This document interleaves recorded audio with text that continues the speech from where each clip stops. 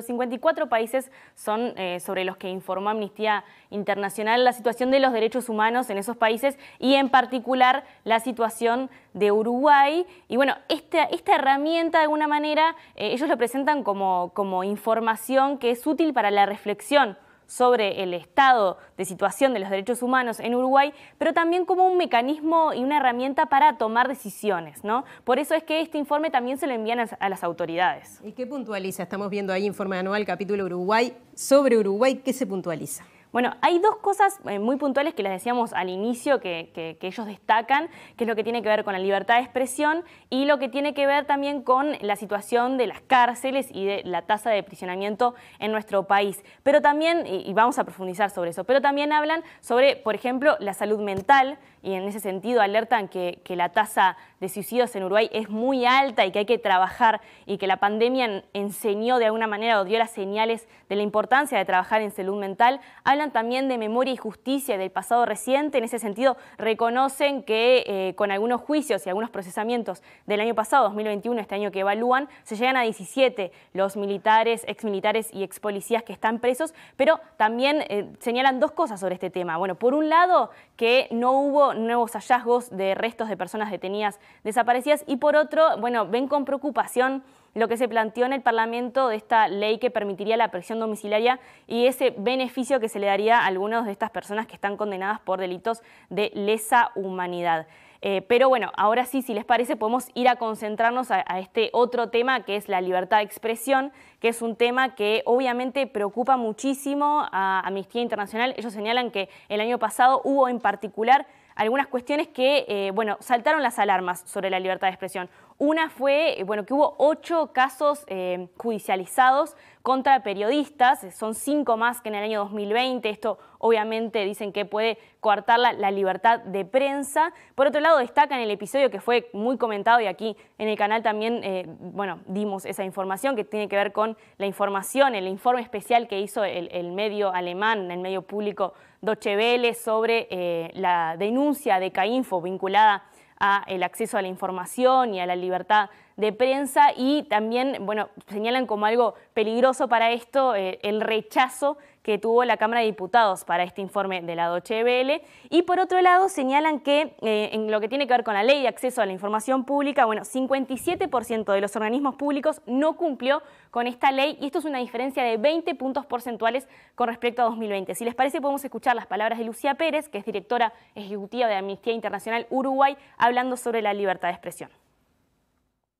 Bueno, algunos episodios, algunos elementos que preocupan a la organización, que tiene que ver con, bueno, la polarización de los discursos, la violencia muchas veces en los espacios que tienen que ver con las redes sociales y demás, y esto también afecta, por supuesto, al desempeño de la tarea periodística.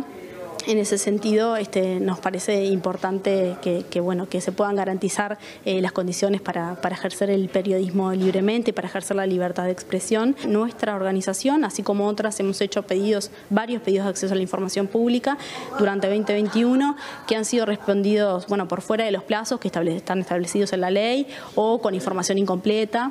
Y esto queremos señalarlo porque es algo que obviamente que preocupa, porque también daña de alguna manera la transparencia, el acceso a la información como un derecho que tenemos no solamente las organizaciones para producir nuestros informes, nuestros diagnósticos, que es un elemento muy importante, sino también las personas, ¿no? Ciudadanos, ciudadanas, las personas, la población, que también tienen derecho a acceder a esa información y que esto por supuesto que afecta, bueno, la calidad de la información con la que se cuenta, que es la información necesaria para hacer diagnósticos, para analizar situaciones y por lo tanto también para tomar decisiones, ¿no? Al hablar de derechos humanos también, naturalmente, la situación de las cárceles preocupa, Juli. Preocupa muchísimo. De hecho, le dedican muchas páginas de este informe a la situación de las cárceles en nuestro país. Señalan, bueno, como primer argumento para esta preocupación que Uruguay es el país que está primero en América del Sur en tasa de aprisionamiento. Esto es cantidad de personas presas por población, ¿no? Somos un país Chico, con una tasa altísima de personas en la cárcel, y de hecho ocupamos el puesto 14 de 223 países en este sentido. Es decir, que tenemos una gran cantidad de nuestra población en comparación con otros países se encuentra privada de libertad, y en particular le preocupa a Amnistía Internacional lo que tiene que ver con las mujeres presas, estos delitos de microtráfico que han aumentado la población carcelaria femenina, y las mujeres que están en situaciones obviamente de sobrepoblación que no son positivas para ellas y que muchas veces están con sus hijos o hijas. Vamos a escuchar de nuevo a Lucía Pérez sobre este tema.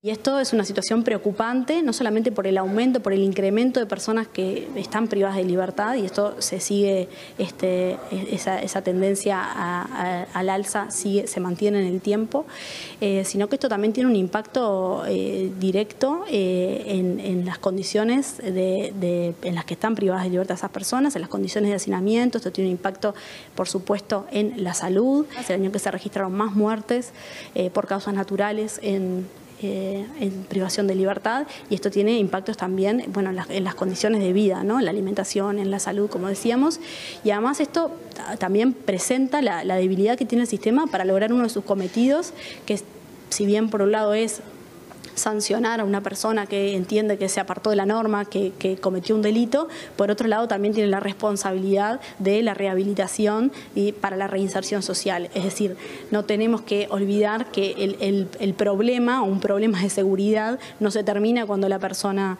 que comete un delito va a la cárcel, sino que esa persona, qué es lo que sucede con esa situación luego cuando cumple con su pena.